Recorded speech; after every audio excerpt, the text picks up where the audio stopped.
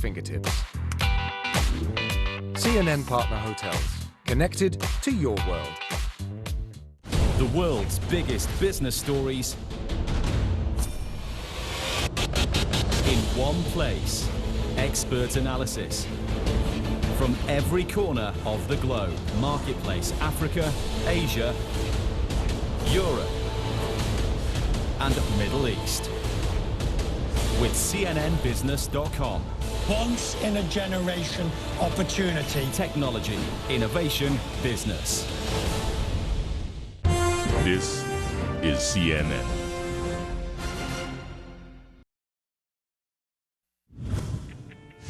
Hey, I'm Brian Stelter, live in New York, and this is Reliable Sources, where we examine the story behind the story, and we try to figure out what's reliable. This hour, all eyes on Texas, for all the wrong reasons. Questions at the NRA convention, why conspiracy theories are now blooming out of this convention. Can the press help get to the truth? Plus, Fox boss Lachlan Murdoch, his dismissive response to Senator Chuck Schumer's plea for change. And later, why Afghanistan needs to stay in the news. Two Afghan news anchors are going to join us live from Kabul with word of another repressive Taliban ruling that could signal the fate of female journalists in the country. The first breaking news this hour. President Biden about to land in Texas. It is his second trip to the site of a mass killing in as many weeks. The President and First Lady will be landing in San Antonio this hour. Then they're going to board those helicopters and fly to the memorial site in Uvalde. They will attend Mass at the Sacred Heart Catholic Church, and they will meet with victims' families.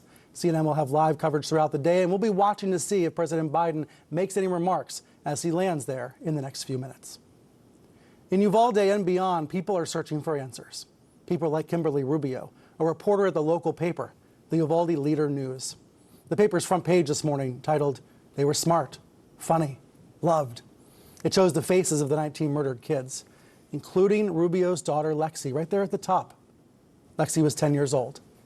Her mom was at work in the newsroom when it happened. She learned about the shooting through the police scanner. And like every reporter, she's now asking questions. She text messaged her boss, the paper's publisher, Craig Garnett, and said, "Why would someone murder my baby? Why would someone hurt my baby?" 19 babies. There's an ugly symmetry at work with that number 19. The press and the public were told on Friday that the number of officers that assembled in the hallway of the school, the number of officers that did not stop the gunman, up to 19 officers. So one for every child who was murdered. 19. That's why this week's gut-wrenching news coverage has been so accountability focused. Look at these front pages, seeking strength and answers. Reporters demanding answers at press conferences and elsewhere, as Texas authorities initially sought to glorify the police response for days before coming clean. As today's Washington Post says, the more reliable timelines emerging through official statements, 911 logs, social media posts, and survivors, interviews with survivors and witnesses. Videos from the scene were crucial. So were the accounts of eyewitnesses. Reporters poked holes in the government narrative and found startling contradictions. So if survivors had not come forward, if video had not come out, if reporters had not pressed hard, would the police have fessed up? Would the truth have come out? And wait, has it even fully come out? Or are the authorities still withholding information? It's not just me asking. It's not just people thousands of miles away. It's Craig Garnett, the publisher of the Uvalde Leader News. He wrote this morning, "It pains to write these words of criticism about law enforcement, but parents in the community have the right to know." He said they must be told why police, whom parents begged at the scene to go in and save their children, failed to act. He wrote, "They have to know to ever begin to heal." Live in Uvalde for us this morning is a local reporter on the scene, Stella Chavez. She's an immigration and demographics reporter for KERA News. That's an NPR station in Texas. And here back in New York now is CNN's Shimon Prokupecz, who was instrumental in getting answers at those press conferences earlier in the week. Thank you both for coming on. Shimon, first for you, after several days of questioning by members of the media, we finally started to get to the truth. But is there reason to believe that Texas authorities are still withholding some information today? Oh, absolutely. I don't think we have a full accounting as to what transpired in the minutes, certainly leading into the school building, and at that door, when they say 19 police officers were in there, law enforcement officials, what exactly was going on? What were people saying? What was happening there? We know who made the decision not to storm that classroom. It was the head of the school police. But there's still so many questions. Why was he making this decision? What was going on? What were other officers thinking in those moments when this decision was made? So there's still a lot of questions, particularly we need to get those radio transmissions where the police are talking to each other. What was being said in those raw moments of why they weren't going in? Were they instructed because there was gunfire that they needed to protect their own lives, which goes against every protocol in active shooter situations. Do those transmissions always come out? Are they always public record? So we can request them, and we have. In some instances they do. I'm not sure of what the law is there, but it's up to the police department there and the local officials on whether they want to release that. But I think releasing that will give us a window into those moments when these officers are in that building. Also critical to know if the 911, we have all this information that 911 calls were being made by the children inside the classroom, begging for help, asking for the police to come in and help them. Were those messages being relayed to the police officers on the ground? So that's something that we need to know as well. When you were at that Friday press conference, noon Eastern time, when you heard the information that the police were out in the hallway for more than an hour, that the 911 calls were happening, but maybe the police weren't finding out, what was going through your mind personally as you were shouting questions? So, they came to me with the first question. The first question. And when I asked after they went through the entire timeline of the 911 calls and how many officers were inside, and when the director, Steve McGraw of the DPS, the Department of Public Safety, when I asked him, what did the officers do to break into that door? And when he said to me, nothing at that time, Brian, I couldn't believe it. It was heart-stopping for me. It was just like someone punched me, seriously, like someone punched me in the stomach. To hear that nothing at that time. They did nothing in those moments, in those critical moments when they should have been storming that door. By all accounts, every protocol in active shooting situations, you have to get to the shooter. I was shocked. I knew a lot didn't make sense. I knew that something was wrong here, but I didn't know it was, to me, that it was this bad. And I was just shocked. And the only thing I could do is say, why? But I didn't even know what else at that moment to ask or where to go because it was shocking to me that it was just nothing at that time. Right. Let's go to Stella, who's in Uvalde today. And as we go to you, Stella, President Biden has just landed on Air Force One in San Antonio. He's about to helicopter toward where you are, and we're going to show everybody those scenes as we have them. Does it matter at all, Stella, that President Biden is going there? Do the families you're talking to, do they care? Do they want to hear from the president? Will anything help? Yes, thanks, Brian, for having me on. I think it depends on who you ask. I think that for the most part, the families who were affected want to focus on their loved ones who were killed. And I think having the leader of our country come here and express, his condolences is important to them. But I also know, I've heard people say, now is not the time for him to come here. I do know, at least unless his schedule, well, I think some people are concerned about politicizing this event, and I've heard a lot of outrage from people, but I've also heard from folks who say, I don't want to focus on that, on what could have happened, what should have happened. I just want to focus on the kids. So, I would just say it depends on who you ask, but I do think it's significant that he's coming here, and especially so soon after another, similar trip, to Buffalo, where a horrible mass shooting also happened. Here we go again. And we're going to wait to see if President Biden does speak when he gets off the plane in just a few minutes. Stella, we're talking about the investigation and how the police misled the public at first. Governor Abbott saying he was misled as well. It was clear the reporters were getting the runaround on Wednesday and on Thursday. Now it's Sunday, and you're there. Do you feel like reporters are still getting the runaround?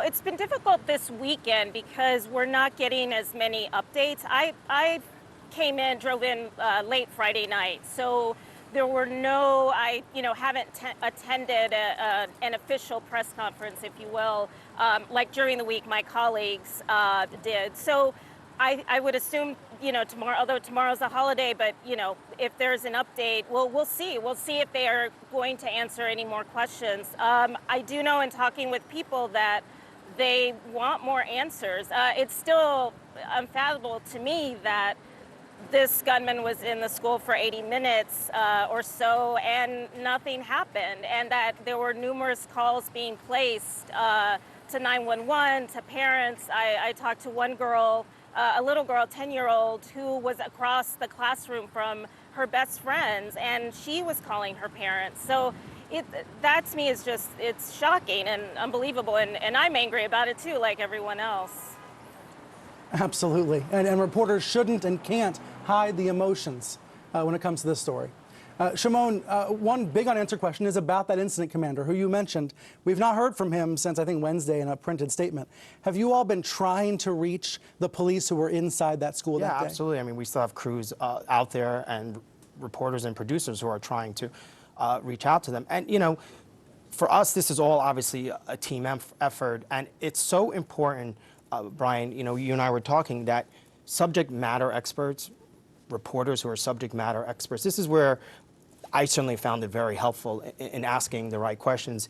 And certainly our team here, my colleague Evan Perez, and people who I can bounce things off of, my producer. You're saying you need reporters who've done this before, to know what to ask. What to ask, right. and to zero in on very specific, crucial, nuanced information, because it is critical in a story like this to get to the bottom of exactly what happened, and some of that nuance is important. And having the good people to support you, my producer and I, Matt Friedman. I mean, this was a very grueling days, but we just kept going at them because we knew pieces of information were missing. And I think for all the reporters out there, you started sensing that we weren't getting a complete story, and so again, every time the DPS officials would speak publicly, certainly in the beginning, we were getting different responses. Contradictions. And then you've got other folks going on TV saying, well, maybe some officers went in to save their own children. There's a lot still unexplored here. Yes, and specifically the fact that so much kept changing from the beginning moments, which, like we were saying, Brian, there's still so much that we need to learn. Shimon, thank you. And Stella, thank you very much for joining us. We're going to stay on these images, continue to monitor President Biden's arrival in San Antonio. The big question is whether he's going to say anything to the press when he gets off the plane, as he heads to Marine One, as he heads to the memorial site. We have a lot more ahead, including a live report from the NRA convention. We're going to get into the gun angle and another mass shooting overnight in the United States. Details in just a moment.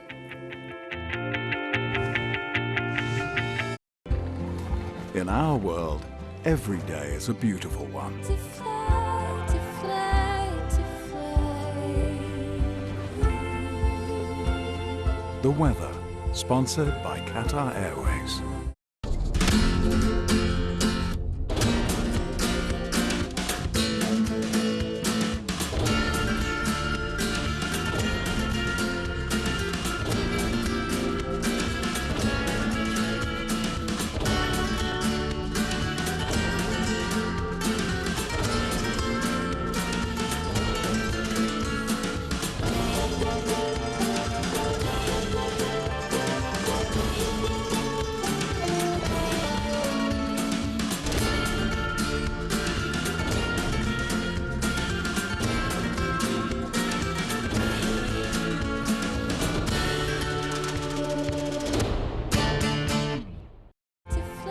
The weather, sponsored by Qatar Airways. It's a mystery that gripped the world. If you have Madeleine, let her come home to her mummy, daddy, brother and sister. A young girl's disappearance from a seaside resort. Please give our little girl back. 15 years later, a major break. Portuguese authorities have said that they have named a suspect. CNN investigates. So to be clear, the formal suspect is a convicted rapist and a known pedophile. Missing Madeleine McCann, Saturday.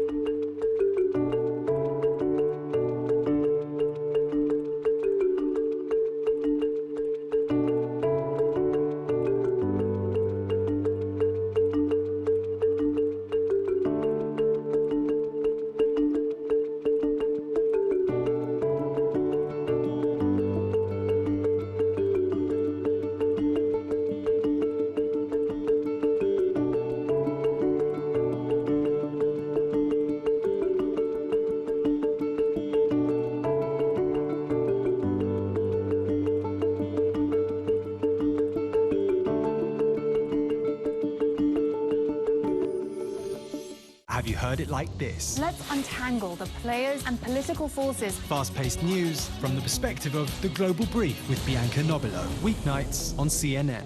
He's interviewed 5 U.S. presidents, authored 7 books, and has an independent voice that resonates. What happened to when we were united against a common enemy? He's raw, unique, and one of America's most important talk show hosts. Watch Smirconish, Saturday on CNN. All right, President Biden has arrived in San Antonio and is boarding Marine One for a short flight to Uvalde for a day of memorial services and hours of meetings with victims' family members. He did not speak to the press on the way off Air Force One. We're going to see him now take this short flight to the scene of the crime, and we will see him again in just a few minutes. We're going to briefly interrupt, though, our coverage of the mass shooting in Uvalde to report on a new mass shooting in America. This time it's downtown Chattanooga, Tennessee. 6 young people were shot overnight. Multiple people were taken to hospital for treatment. We don't know all the exact conditions. So far, no one has passed away. As you know, CNN defines a mass shooting as one that injures or kills 4 or more people, not including the shooter. Mass killings, like Buffalo and Uvalde, become national news. But many mass shootings do not. They just end up being local stories. This week's Time magazine cover is filled with the names of all the towns where there have been mass shootings so far this year. And the common thread is not the police response or whether the doors were locked. The common thread is the destructive weapon, America's twisted relationship with the guns that also keep many of us safe. The author and historian Gary Wills may have said it best. In the immediate wake of the Sandy Hook massacre, he wrote, quote, "The gun is not a mere tool, a bit of technology, a political issue, a point of debate. It is an object of reverence. Devotion to it precludes interruption with the sacrifices it entails." Wills described it like a child sacrifice over and over again to the God of the gun in America. That, of course, brings us to this visual from the NRA convention and protesters demonstrating outside. The New York Times saying it spotlights an American divide with a gap on their views on what to do next. With us now from the NRA convention is Stephen Gutowski. He's the founder of a great website called The Reload. He's a firearms reporter and a gun safety instructor who covers this beat every day. And in San Francisco, Clara Jeffrey, editor-in-chief of Mother Jones, who wrote a new column titled, "He Did Not Act Alone," saying the gunman in Uvalde did not act alone. He had many accomplices. Thank you both for coming on the program. Clara, all of the media attention about the police response and the hideous failures on Tuesday, do you believe it's distracting from the gun issue? I think we need to be concerned about that in the long run. I mean, obviously we need accountability for the parents and for the country as to why the response was so botched. But if the overall narrative becomes that of a few failings of a few cops, that's a win for the gun lobby. These cops then become the bad apples, an exception to the good guy with a gun mythology. And we know that's just not true. It wasn't true in Parkland. It hasn't been true in other schools and workplaces where there have been armed security. We need to back up and take a look at the real issue. And that's, how does an 18-year-old on his birthday legally buy a weapon of war with no checks, no training, no accountability of any kind? And so as much as we need to figure out what happened with the police, we need to keep our eye firmly on that ball. Stephen, I wonder how you react to what Clara said. Well, I would strongly disagree on a number of points there. I certainly I do think there should be quite a lot of focus on the failings of the law enforcement response at the elementary school in Texas, because that very likely got a lot of people killed. And I also do not believe that it undermines the idea that somebody can stop a situation like this with a firearm. And certainly they have repeatedly over time. It's not a guarantee, certainly, just as the assault weapons ban is not a guarantee of preventing these shootings from happening, as we saw in Buffalo, where there is an assault weapons ban, and the shooter bought his New York legal version of his rifle and modified it. There's no single magic switch that you can flip, whether it's about hardening schools or banning guns, as people propose, that's going to instantly solve this problem. Agree with you, no magic switch. But if we can just reduce the number of deaths, shouldn't that be the goal, Stephen? I know you think that should be the goal. It's just about reducing the slaughter. Of course. Yeah. What do you think the media needs to course do it should be the differently in goal. covering guns? Stephen, you've been on this beat for years. I always rely on you for coverage of gun issues. What does the rest of the media need to do differently? Or what should we do to be better when covering this issue? Yeah, certainly. I mean, I think the very base level, we need better literacy about guns, about our gun laws, how they work, about the gun politics, why people oppose these sorts of restrictions that you often hear called for in the media. I don't think that there is even a base level of knowledge that we have in our industry, and I think a large part of that is not just bias that people talk about, though that is an issue, but mainly there's no beat. Nobody covers this in our industry on a regular basis. It's not something that's prioritized, and so when there are events that happen like this, what you get is reporters who are general assignment reporters who don't have knowledge on the subject, and that's where mistakes get made constantly. Interesting. Claire, I wonder what... interrupt Oh, go for ahead, a Claire. second. Yeah, please. Well, I would just like to say that we at Mother Jones have been covering this for more than a decade, intensively. We have a vast repertoire of knowledge on this subject, and I think, frankly, most Americans have had to get up to speed with at least some of the broad outlines of gun laws and gun restrictions and views on guns. But a central view on guns is that most people do not own a gun. Most people, overwhelmingly, want universal background checks, want red flag laws, want to raise the age at a minimum for purchase of an assault weapon, and a majority of people want to ban assault weapons. So, I think this sort of shield of expertise that always comes up. Oh, if you don't know that an AR doesn't stand for assault rifle, then you have no business talking about guns. No, we're all parents, we're all citizens, we all have to go to school and to church and to temple and to the store.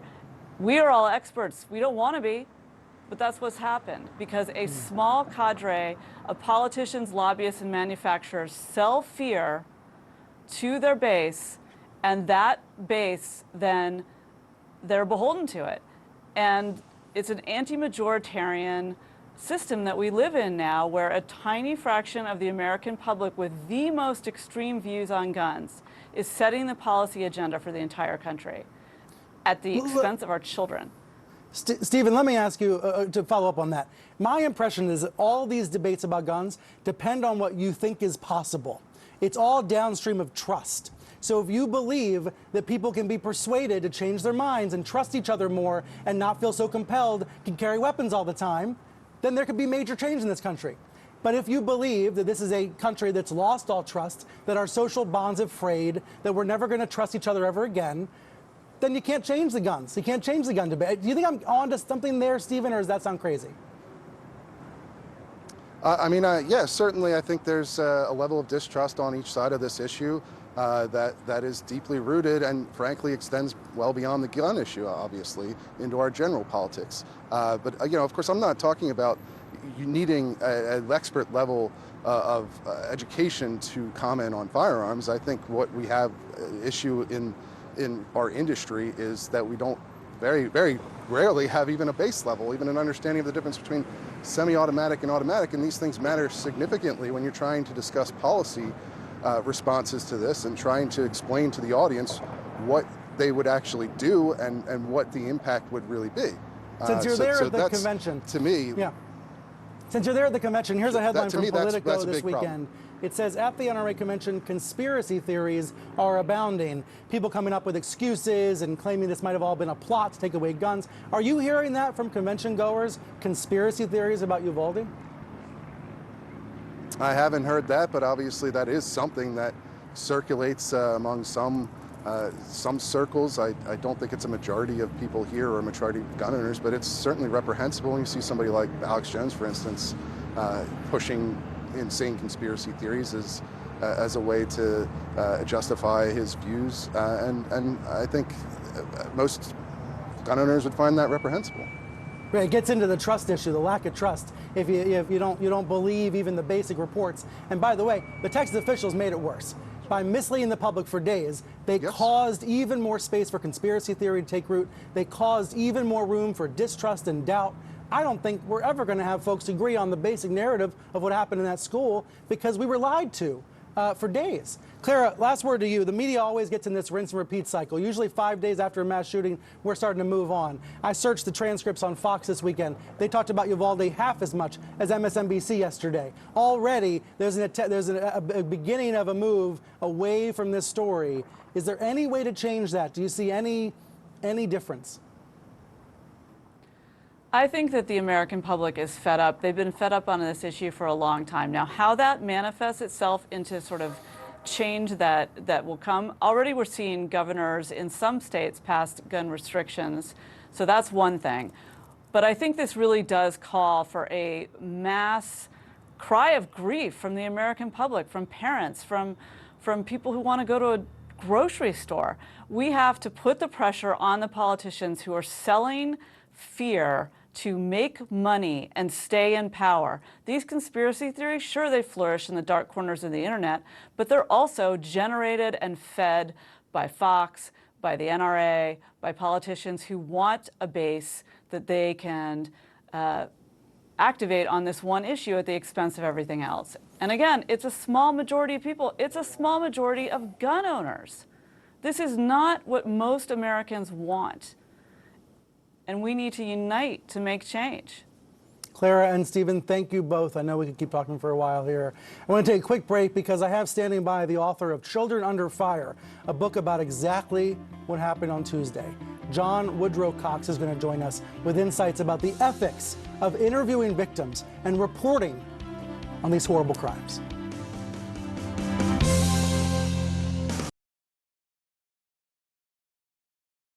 Egypt is transitioning towards a sustainable, circular economy. Through the opening of the Gabal al-Asfar wastewater treatment plant, it is using treated water to irrigate agricultural land and is producing organic fertilizers. The plant has been designed to reduce waste and optimizes the use of water resources. It generates electricity and saves carbon emissions, ensuring that over 8 million people across the country live better, healthier lives.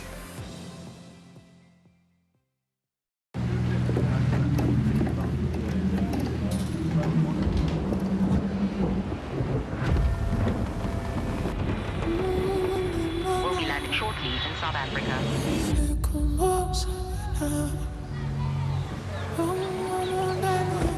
Sunny day in Cape Town, man.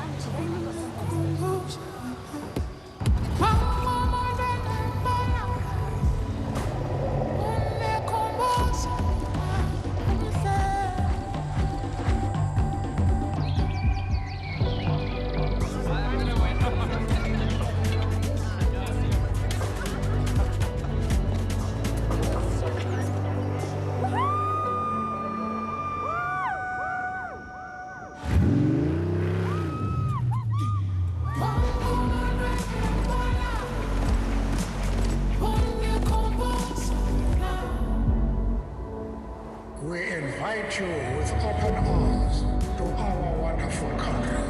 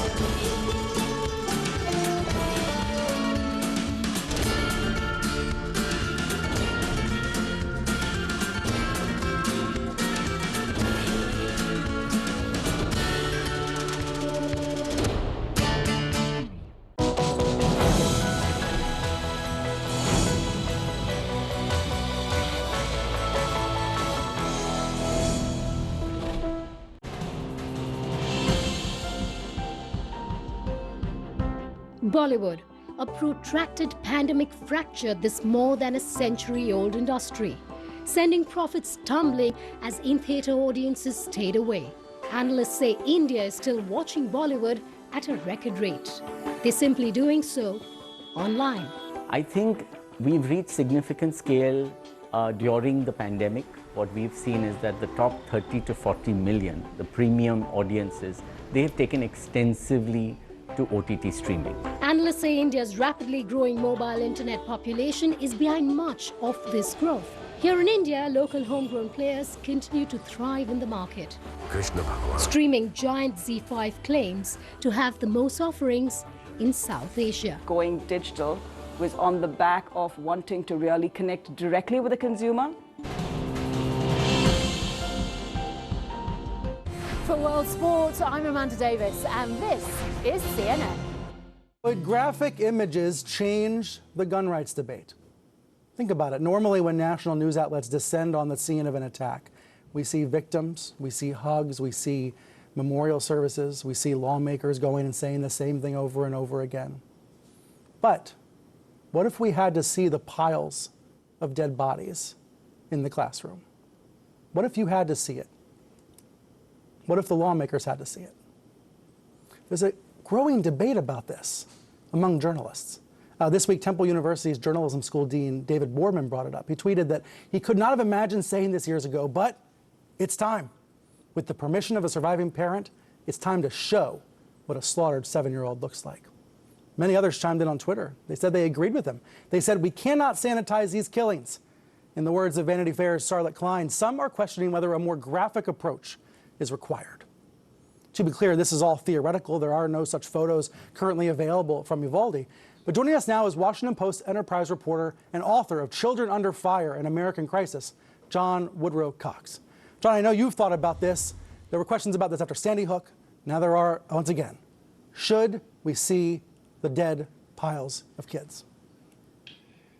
You know, I'm conflicted. It's a thing that I often debate myself because I don't think people understand what bullets, especially bullets fired from high-powered rifles, do to children's bodies. They destroy their bodies, is what they do.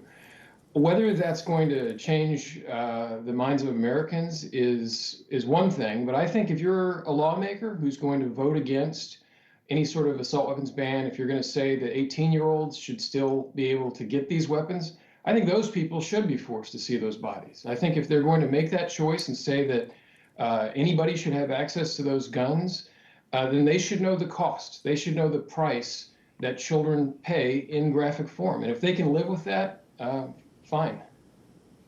Tell me about your beat, because you have been covering this for years. You interview young victims. You talk to them months and years later about the trauma.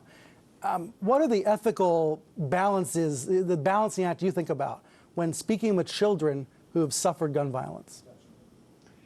It's always hard, right? I'm always trying to balance the idea of not doing additional harm to a kid that I'm interviewing. The youngest child I've ever interviewed was 4 years old. He was a victim of a drive-by shooting in Cleveland. He was shot in the head, and it's always hard. Kids of any age, teenagers, any age, it's always difficult. But what I find most often is that these kids are desperate to share their stories. They're desperate to be heard because often the survivors are overlooked. You know, all of our headlines are about who died, and I understand that. Those are lives that should be honored.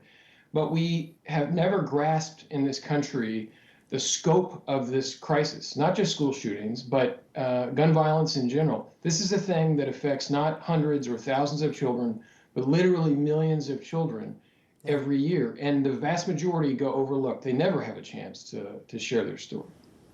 And when you hear these stories over and over again, what does it do to you as a reporter? I know there's a lot of newsrooms this week that have sent out information about mental health, have encouraged reporters who are covering this attack to seek out counseling. Do you do that? You know, I decided on Tuesday that I was going to go see a therapist for the first time. You know, the weight of having covered this for 5 years and having written a book about it and having immersed in these kids' agony for so long, it hit me as those numbers were getting bigger and bigger and bigger on Tuesday. It is a hard thing, but it is also a privilege and it's an honor and it's a thing that we have to keep doing. We have to keep at this. We have no choice as reporters but to keep telling these stories, because that for me is the only way to wake up one more person or another person. One thing you said in the previous segment was that the goal should just be to reduce, right? The goal is not to get to zero. We're not going to go from 45,000 dead last year to zero, right? But if we can go to 40,000 or 35,000, that matters, right? That is a thing that would make a difference. So that's, in my mind, when I'm writing one more story, telling one more story of a child,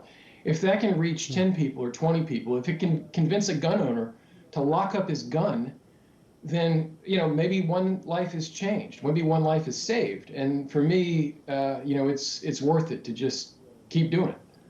So you don't feel hopeless?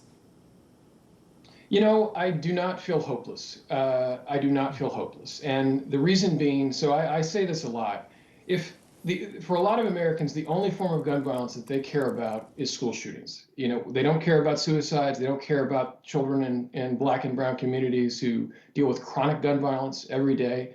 They only care about school shootings. And what I say is, if the only thing you care about school shootings, the one thing after Columbine, if we had changed one thing, and that was forcing gun owners to lock up the guns that they have, more than half of the school shootings in America since then would not have happened. If that was the only change we made, that is something that would not infringe on anybody's Second Amendment rights. It wouldn't take anybody's gun away. It would just say you have to be responsible with the guns that you have. That would save tens of thousands of children from having gone through school shootings. It would save a huge number of kids from being shot and maimed and dying. So there are things that could make a difference. I am not hopeful that we'll ever get to zero, not in our lifetimes. Right. But we could absolutely reduce the number, and that matters. That is worth it. It is. John Woodrow Cox, thank you. Thanks for being here. Thank you for having me. Thank you, The book is Brian. Children Under Fire, and it's newly relevant. Be sure to listen to our podcast this week, by the way. The guest is Sul Chan. He's the top editor of the Texas Tribune. And we talked about covering the massacre in Uvalde. Coming up here, live to Afghanistan, to expose the Taliban's newest order against women and against journalists telling the truth. Afghan women are afraid that this is the beginning of your efforts to erase them from the workspace. It's not clear. Even if we appear with the burqa, maybe they will say that women's voices are forbidden. Did you ever imagine that you would be prevented from going to school? Girls' education is fundamental to the dignity of Afghan life. Do you believe that young girls will be allowed to go to school here in Afghanistan?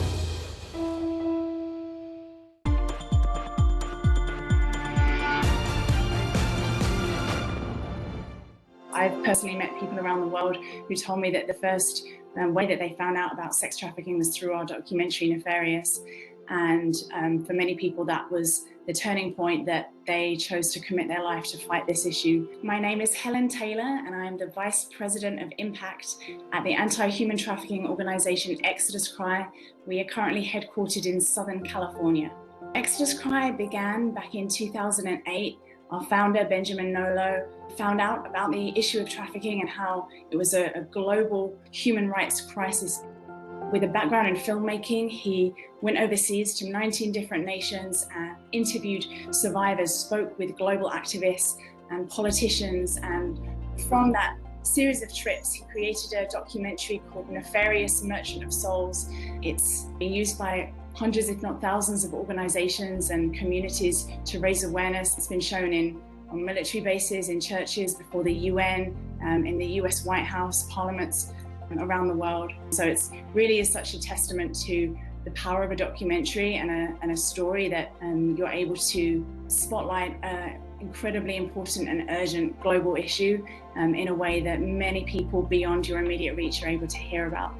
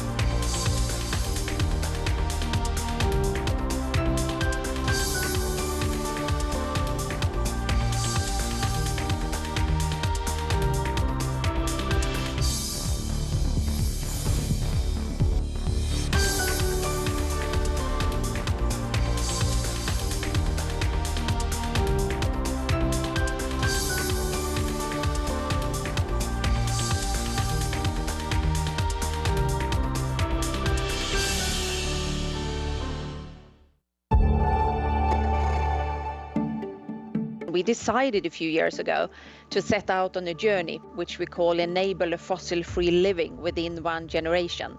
And you can see all around Europe that the competitive situation is shifting away from fossil fuels and into renewables and into more nuclear power. So you can see that there's a lot of innovation going on around the fossil-free technologies, and you can also clearly see that the customer demand is shifting. And today I think we can see that companies and customers are actually moving much faster than nations or global initiatives. So I think that this is a business strategy for us. It's not a sustainability strategy first and foremost. It's a business strategy and it is sustainable. But we can clearly see that through this transformation, we are actually getting increasingly competitive.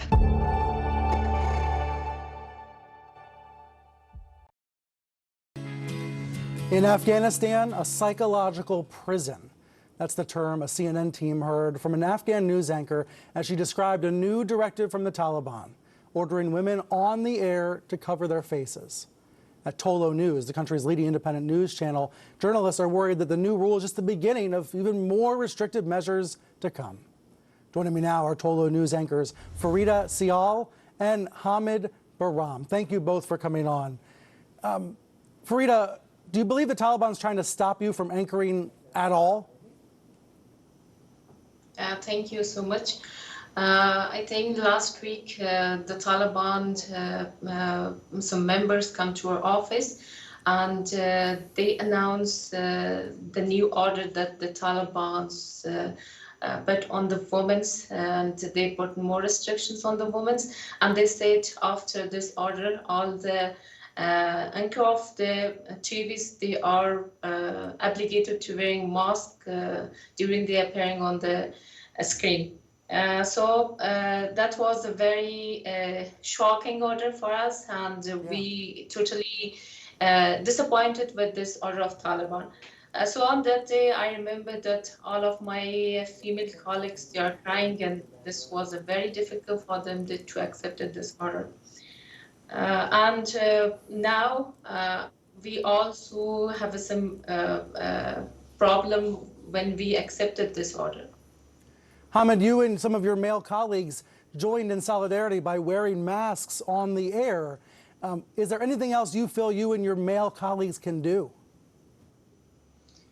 I think that was the last thing that we could do, something for our female colleagues. And it was not something that we opposed the decree. It was something that there were so many misinterpretations of the decree. And that's why we resisted. Before that, we have seen that they ordered something on hijab, a decree, where they asked the females in Afghanistan to fully cover themselves and not to show their body in the public or anywhere in the public. But when it comes to a mask up, we stood and we resisted because we knew that is not something related to Islam, and there's misinterpretation of that one. There was no any intention of opposing. We just wanted to show them that this is not Islam and this is not the culture that we have to propose. And the same day, myself, along with my colleagues, masked up and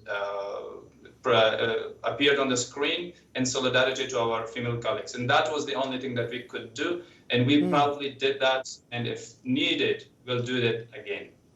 Farida, do you fear for your life or your job because you're speaking out? Yes, we have fear and we are concerned about losing our jobs and as well about our security. Like now we are obligated to wearing our face on the screens, and this is, I think this will be not the last decision of Taliban about the women and their restrictions. So I think, and my concern is that recently or in the coming months, the Taliban will be announced another order and they will be issued another decrees about the women that they will be tell us. This is just wearing a mask is not a best hijab. The best hijab is wearing burqa, and all females are obligated to wearing burqa. In these situations, absolutely, it's impossible that we are appearing with the burqa in front of the camera and showing and presenting news. So, and this is the big point that we will be lost to our job, and in a public life, this announcement meant will be remove us from the public life. Fareed and Ahmed, thank you both for coming on and sharing this important story with the world. Thanks for having us. They just want to report. They just want to do their jobs like their male colleagues. All right, we have breaking news here. We're going to take a break, but we're going to continue to show you from Uvalde the scene where President Biden and his aides are landing in Uvalde. We're going to watch to see if he speaks when he disembarks the helicopter. More here on CNN Live in just a moment.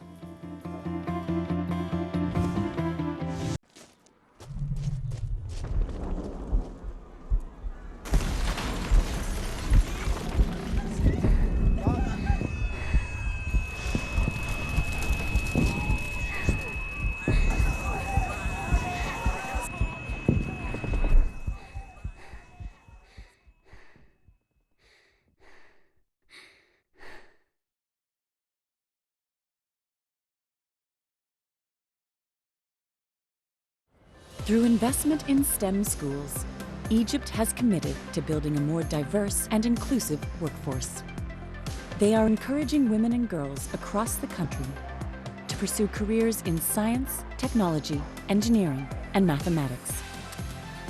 By ensuring that they are not just represented, but are also empowered to thrive across all sectors, Egypt has demonstrated their commitment to investing in the country's youth and in the mission to achieve sustainable development goals.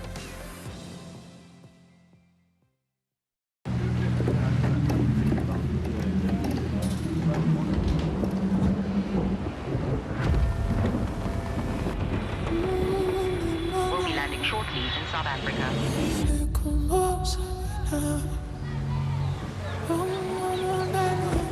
Sunny day in Cape Town and today.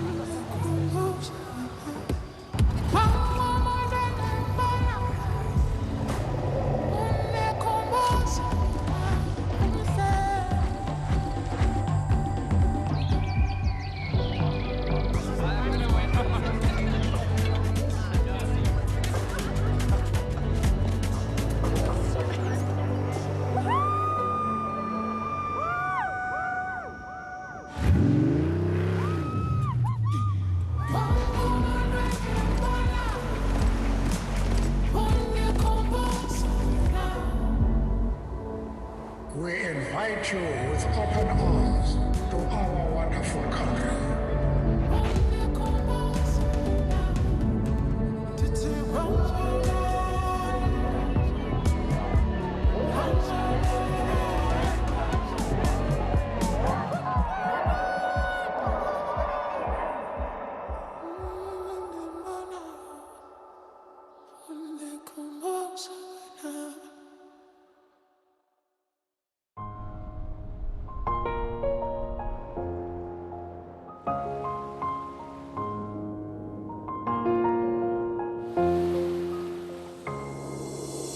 We share this place, we all belong.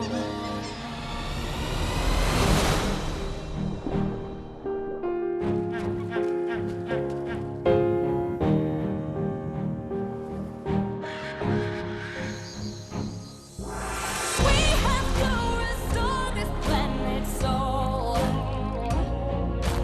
Teach it something more than what we know.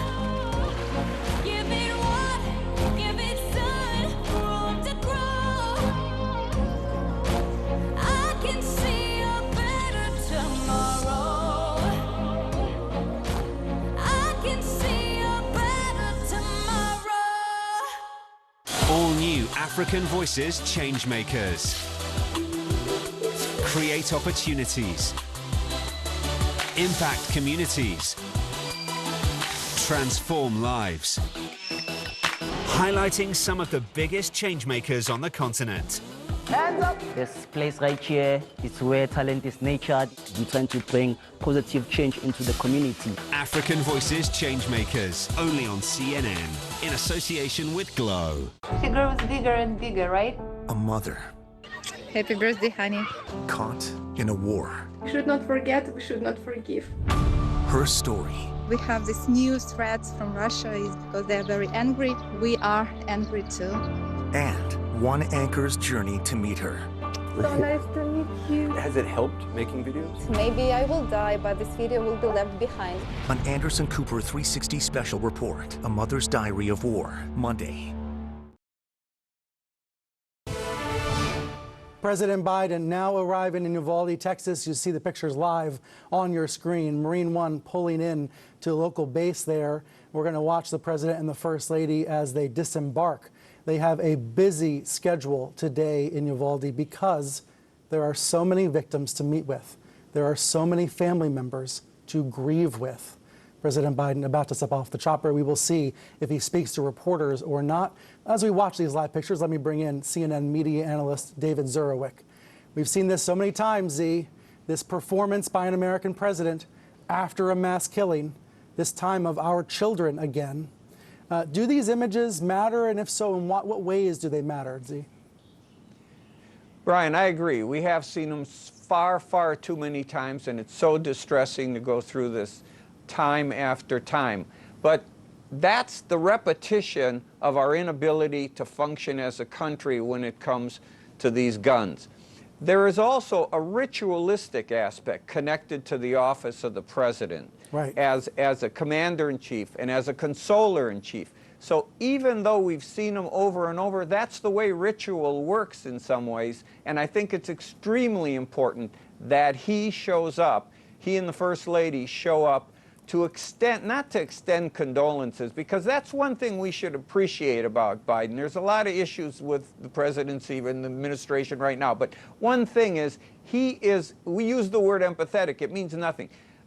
Biden feels our pain. You know, the way Bill Clinton, I think, said he feels our pain, and I think a lot of people felt he did, but this guy really does feel the pain of these people. He absorbs it. And I think this kind of ritual matters. It really matters to some extent, but it's up against